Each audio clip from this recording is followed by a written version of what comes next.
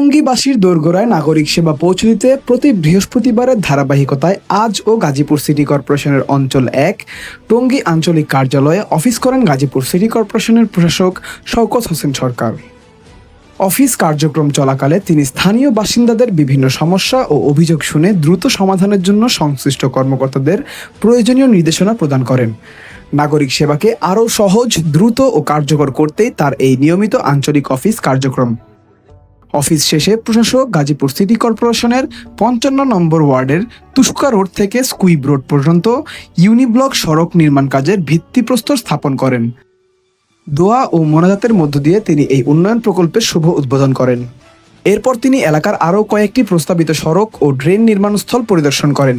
আসন্ন বর্ষা মৌসুমে জলাবদ্ধতা নিরসন এবং নাগরিক দুর্ভোগ কমাতে প্রয়োজনীয় ব্যবস্থা দ্রুত বাস্তবায়নের জন্য সংশ্লিষ্ট প্রকৌশলী ও কর্মকর্তাদের নির্দেশনা দেন। প্রশাসক বলেন, পরিকল্পিত উন্নয়নের মাধ্যমে টঙ্গী সহ পুরো গাজীপুর মহানগরকে আরও আধুনিক, বাসযোগ্য ও নাগরিক বান্ধব নগরীতে রূপান্তর করতে সিটি কর্পোরেশনের উন্নয়ন কার্যক্রম অব্যাহত থাকবে।